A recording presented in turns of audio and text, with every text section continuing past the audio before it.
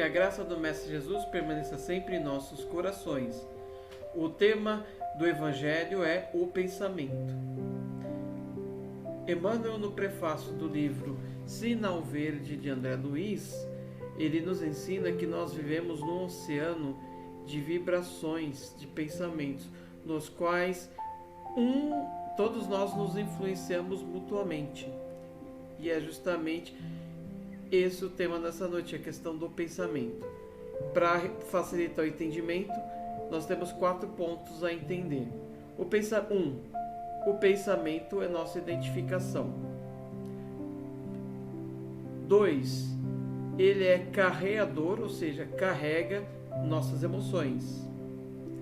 3, determina nosso estado de saúde. E 4, o pensamento determina nossas ações. A palavra pensamento vem da palavra latina pensare, que significa medir, avaliar, comparar. É através do pensamento que nós medimos, ou seja, efetuamos julgamentos, juízos de valor, avaliamos e fazemos comparações. O pensamento ele gera um campo mental, que é um envoltório sutil da mente, de acordo nos é ensinado por André Luiz no livro Evolução em Dois Mundos. Evolução em Dois Mundos. Então, André Luiz ensina que através dos pensamentos nós criamos uma aura, uma atmosfera psíquica e energética em volta de nós. E essa é justamente o motivo pelo qual o pensamento é nosso identificador. No plano espiritual nós não temos uma cédula de identidade. Nós somos identificados justamente por esse campo mental gerado por nossos pensamentos.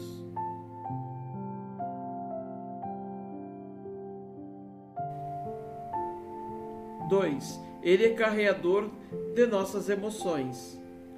Logo, todas as emoções que nós sentimos, amor, alegria, raiva, tristeza, elas são geradas por pensamentos. Nós pensamos em situações e que nos emocionamos. E essas emoções são intensamente carregadas por pensamentos que geram toda uma energia, um campo sutil, um envoltório sutil da mente, e gera uma atmosfera fluídica em nós que nos identifica, como se fosse uma pessoa que é identificada por um perfume, por um odor.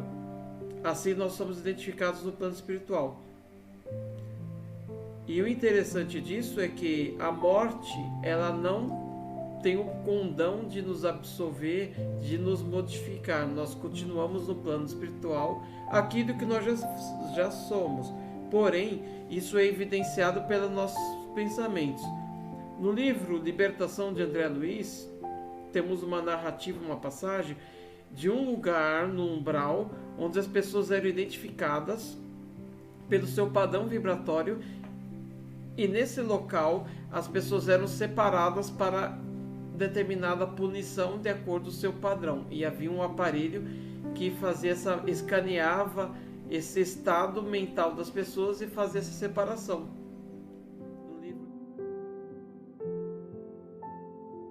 No livro Libertação de André Luiz.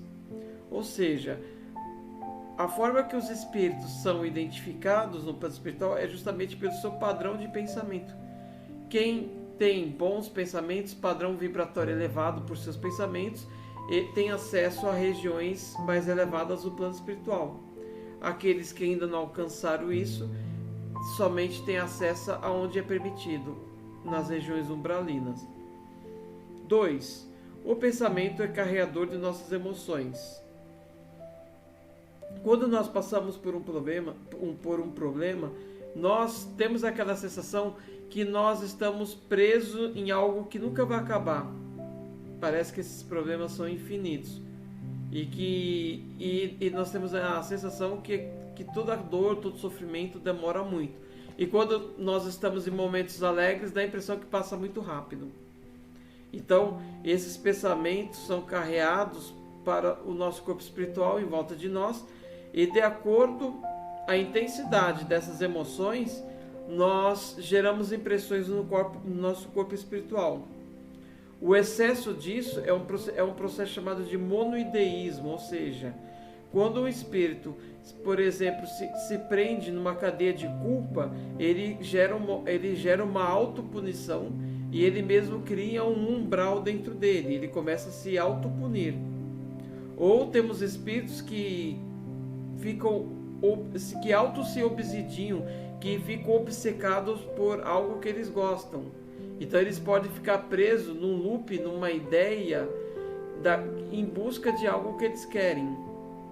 Nós temos na obra de André Luiz, quando ele encontrou o pai dele, que era uma pessoa muito ligada aos bens materiais, e estavam numa poça de lama, nadando, só que na mente dele ele estava se imaginando que estava nadando como o tio Patinhas num monte de dinheiro. E isso pode chegar num ponto que esse monoideísmo, a pessoa fica presa naquele mundo interno, que ela pode chegar ao ponto de causar um dano ao seu perispírito, ao ponto de virar um corpo ovoide, de assumir a forma de um ovo espiritual, de tanto ficar preso naquele mesmo pensamento. Temos muitos casos de personagens contados nas narrativas das histórias espíritas, na literatura espírita, que ele criou um alto inferno no qual ele sentia dores, um alto flagelo, porque ele ficava preso naqueles pensamentos de culpa, de vingança, de mágoa.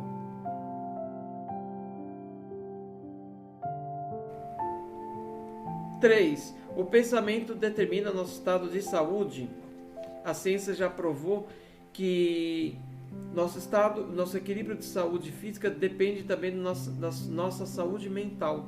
Quando a pessoa carrega muitas emoções intensas e pode chegar num processo depressivo, ao ponto do organismo somatizar todo aquele estresse, todos aqueles pensamentos e transformar isso em doenças no corpo físico. O corpo físico reflete o corpo mental, esses pensamentos.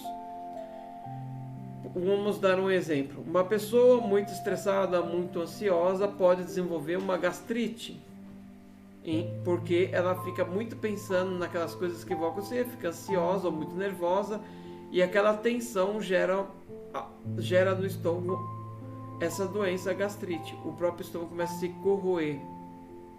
Há pessoas que sentem dores no corpo, há pessoas que sentem diversos males de saúde. Então a ciência já comprovou que quando a pessoa não está equilibrada em seus pensamentos, ela não está serena em suas emoções, o corpo físico começa a desenvolver doenças.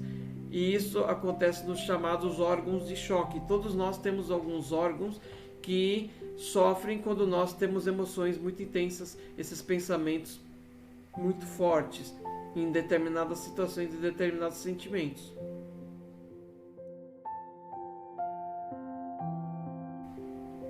Quatro, o pensamento determina nossas ações. Pode parecer óbvio, mas para nós fazermos qualquer movimento, qualquer ação, primeiro nós temos que dar um comando mental para nosso corpo se movimentar e fazer aquela ação. Ou seja, por mais que nós tenhamos influências, pensamentos que venham sobre nós, a decisão, o livre-arbítrio de agir e colocar aquele pensamento em prática é nosso. Então somos nós que tomamos a decisão de deixar aquele pensamento se tornar ação. O Mestre Jesus, no Evangelho, diz: é lícito que as aves dos céus voem sobre vossas cabeças, mas não convém que façam ninhos. O que Jesus queria dizer com aquilo? Os pensamentos negativos podem surgir em nossa mente. Isso pode acontecer porque nós estamos ainda no nível de evolução ainda mediana, no qual ainda temos maus pensamentos. Podemos ter maus impulsos.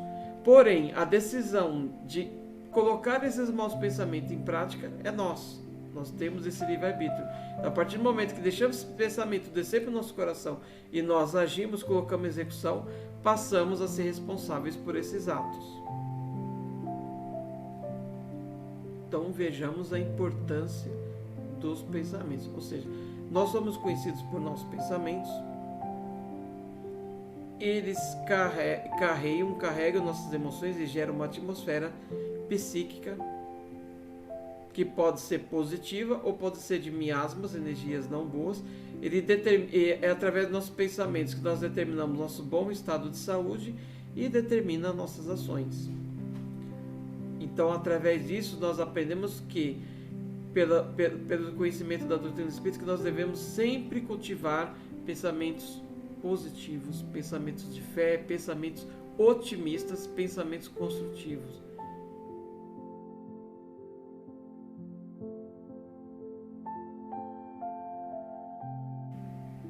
Muitas vezes, sem perceber, nós alimentamos pensamentos negativos, de desânimo, de pessimismo, e esses pensamentos nessa faixa vibratória que não é de fé, que é de desesperança, de pessimismo, de mágoa, rancor, geram uma atmosfera negativa que geram miasmas em volta de nós, como se fosse uma poluição.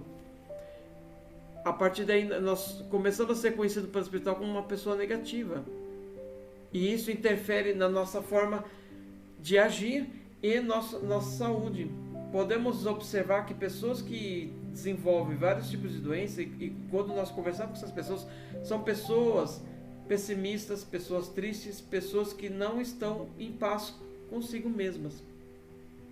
Então, a receita para nós sermos pessoas plenas espiritual é começar a sermos plenos em nossos pensamentos. Nós devemos sempre termos pensamentos de fé, de otimismo, sempre pensar na melhor alternativa e sempre pensar que mesmo quando passamos por processos difíceis, eles são passageiros e eles são positivos também, porque através das adversidades é que nós somos burilados, é que nós fazemos a nossa reforma íntima. Então, as coisas ruins da vida, também delas tiramos boas coisas, que é o aprendizado, que é a nossa missão aqui, que é fazer a nossa reforma íntima, aprender a amar como Jesus amou. Essa é a nossa missão aqui na Terra. Então nós devemos sempre ter pensamentos elevados, pensamentos positivos, ocupar a nossa mente com boas leituras, com bons pensamentos, sempre com otimismo, sempre acreditando que nosso Pai Criador nunca nos deixa sós. Falando das aves do céu, Jesus falou que é lícito que as aves voem, mas não convém que façam ninhos.